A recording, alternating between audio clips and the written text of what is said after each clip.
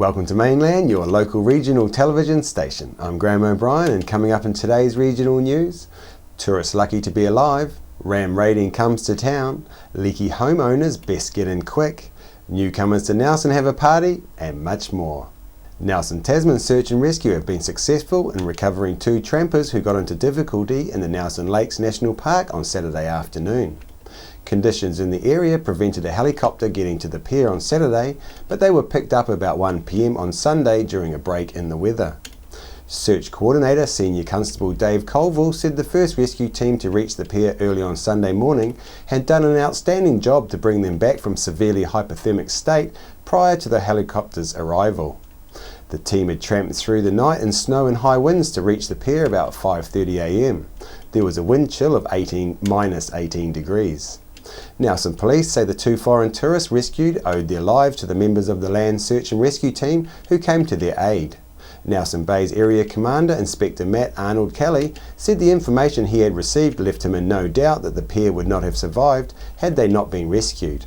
He said the Land SAR team did an outstanding job. The team consisted of 2 men and 1 female doctor who tramped for about 9 hours in the dark to find the pier. Just getting to the trampers was extremely challenging. The conditions were atrocious as they tramped up the mountain through the night. The efforts they then made to bring them back from hypothermia were outstanding. He said the public should realise that these rescue teams are volunteers who gave up their own time and were prepared to put themselves in a difficult and uncomfortable position for the sake of complete strangers who had made poor decisions.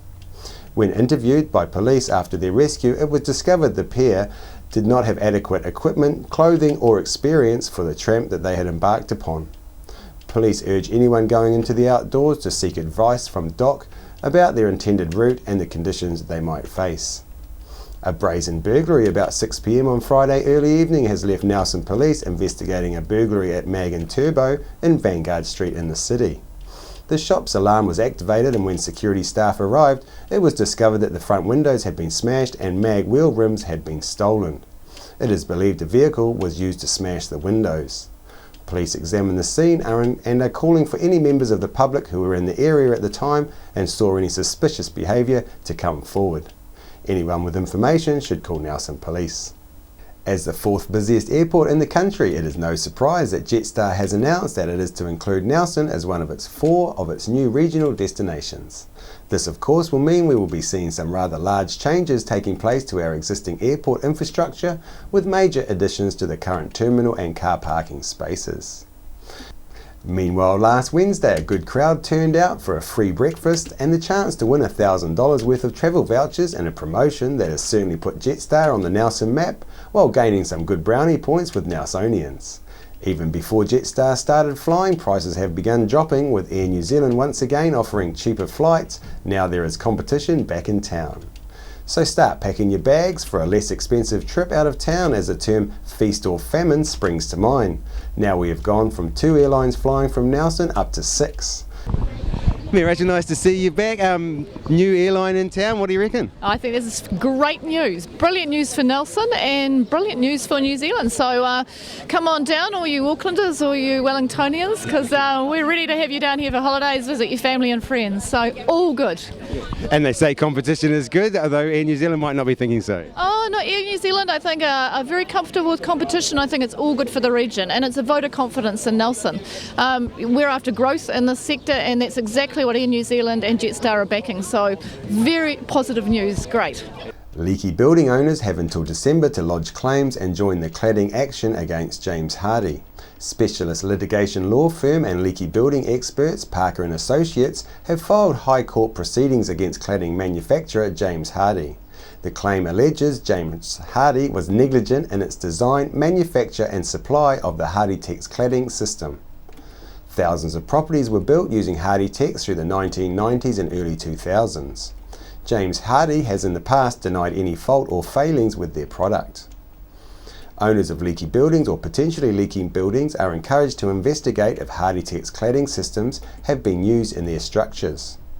Parker & Associates are offering property owners a free preliminary assessment. Owners need to move quickly, as after 31st of December 2015 there will be a bar on claims based on acts or omissions that occurred more than 15 years ago. Many of the affected properties date back to the 1990s. English language partners held their well-attended annual event in Nelson on the weekend at the Victory Community Centre for former refugees and migrants who now call New Zealand home. The evening was opened by Councillor Matt Laurie, Tasman Councillor Judine Edgar and Victory School Principal Helen Taylor-Young, with all commenting on the richness and diversity that these cultures bring to New Zealand and in particular the Nelson and Tasman region. The English language learners presented their tutors with a certificate of thanks for teaching them English and making it easier for them to assimilate in New Zealand. There were a number of traditional songs and performances that kept the attendees well entertained before moving on to a well-prepared and delicious dinner. I spoke with English language partners manager Mary Ellen O'Connor on her thoughts of the evening and how she was getting on in her new role. Mary Ellen, great show, not only a lot of culture but a lot of talent there. Any thoughts? Oh, we are just so lucky to have this level of diversity in a town like Nelson, in a small town like Nelson, to have people from our refugee communities from Burma and all the different ethnic groups in Burma, from Bhutan via Nepal, and then to have them willing to get up and perform for us at a celebration such as this. We are so lucky. Thanks very much. And you've been managing now for 8 months. Any thoughts on that? Oh, this is English language partners. Yes, I have been manager for 8 months, and I'm still getting to know things, still getting a handle on this and that. I don't know the names of everyone in this room, and that's what I would like to do. And maybe by next year I might. But yeah, still time. New Zealand First is calling on the government to allow parents to enrol their children directly at Salisbury School for High Needs Girls in Richmond. New Zealand First Education spokesman Tracy Martin said that the government removing the school's ability to take applications has forced a dramatic reduction in the numbers that they can take. She said the government put enrolments in the hands of the Ministry of Education's Intensive Wraparound Service, which has let down both the school and parents, and what was once a thriving school now has only 9 students. She said there are probably many families who want their girls to attend as Salisbury meets the educational and social needs of their students. She said that the government should also remove the 2-year cap on funded placements to allow these young women the opportunity to complete their full secondary education at Salisbury, which is in their best interests. Salisbury School provides families with a real choice for their high needs daughters. If the government doesn't make it easier for families to access this valuable facility, then its commitment to helping such students and their families has to be seriously questioned, says Miss Martin. Salisbury School was facing closure in 2012 after the then Minister of Education was set on closing the girls' school and sending the high needs students to a boys' school for high needs in Christchurch. The school, represented by Wellington lawyer Mei Chen, went to the High Court and won their case against closure, which was deemed unlawful by the judge. The school roll numbers have distinctly dropped since the minister first decided she was to close the school. Returning export Nelson Tasman musician Ali Cook has arrived home after a whirlwind tour in Europe. Chrissy Small caught up with Ali in Nelson City just before she flew off on a North Island escapade to meet with her album producer Alan Jensen of How Bizarre fame. Ali Cook, you're back in Nelson. It's an unusual place for you to be these days. You've just been all around the world. Tell us a bit about what you've been up to. Well, I've been on a global tour, so I went across and played in Italy, and then went to Switzerland, and then across to Germany and did some house concerts there. In Italy I did a Voghera Country Music Festival, and then across and did a house concert in Germany, and then to Marseille, where I tripped around a bit and had a look at the Camargue and various places. Did a little expose of the Da Vinci Code. And then from there I went on to Valencia and played another house concert, and then across to the UK, some interviews with BBC in various places, and then across to Poland, opened for Roseanne Cash and played there, and then from there across to Norway, back to Sydney, played the Basement in Sydney, then across to the Country Music Awards in New Zealand, and then flew back the next morning to Sydney, played the Opera House, flew home to Nelson the next day. Right. So very full on, yeah. Now, I believe you'll be opening for a number of big acts that are coming into the country very well in a few months' time. Yeah, that's pretty exciting. On the 30th of January, the summer tour that comes through that does the Gibbston Winery. It also does a big concert in Taupo, and I'm going to be opening there for Melissa Etheridge, Huey Lewis and the News, and REO Speedwagon. So I get the 35 minutes in front of that. It's usually about 35 to 40,000 people at that concert, so I'm looking forward to playing in New Zealand. Right, and it's just for that one show? It is just for the one show, although I am looking at other shows around it up in the North Island, and I might do one down here in Nelson yet. I'm thinking about, yeah. Oh, great. Now, so look, you're a busy lady. Also involved in that is your marketing expertise. Tell us a bit more about what's immediately on your horizons. Well, basically, I'm releasing the next single from the album Horseshoe Rodeo Hotel, which is my current album, and I'm releasing the next video, which is Midnight Cowboys. Right. Okay. So, yeah, that's the next thing. Yeah. And how is the album going? It's been well received, I believe. Yeah, good. It's done 6 weeks on the New Zealand album charts, and I've had 2 singles in the top 20, and both one into the top 10 off the album so far. So I'm pretty pleased with the way it's going. Okay. Yep.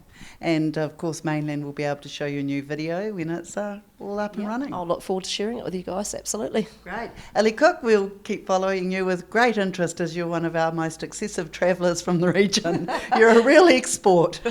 Yeah, well, I know how to pack well and how to get through airports, that's for sure.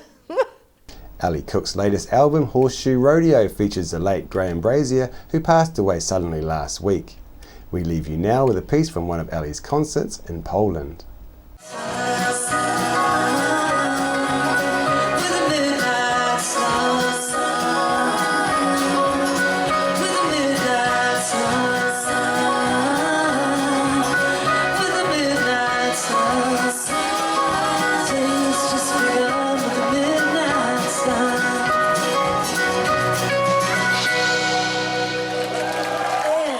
After the break, we'll bring you the latest weather update and some events and happenings coming up from around the region.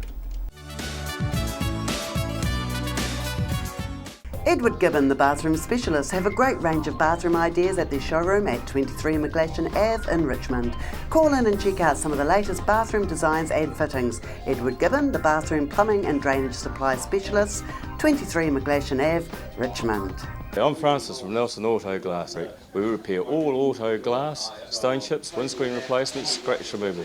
If you have an auto glass issue, our team will sort it. Nelson Auto Glass Specialist, 84 Vanguard Street, Nelson. Welcome to Smugglers Pub and Cafe, open 7 days a week with free parking all day. Our lunch menus have that old-fashioned flavour where we treat you like treasure with the food you'll savour. We cater for children, grannies and granddads too, with special rates and privileges given to the elderly lunchtime crew. Our staff are friendly and kind and want to see you all come back time after time. Daytime or evening, it doesn't matter. Give us a call on 546 4084 and we'll be happy to spoil ya. We're the team at JCar, right here in Nelson, 120 Hardy Street. Our shop is full of electronic items, including security alarm systems, electronic components, solar and power, electronics toys,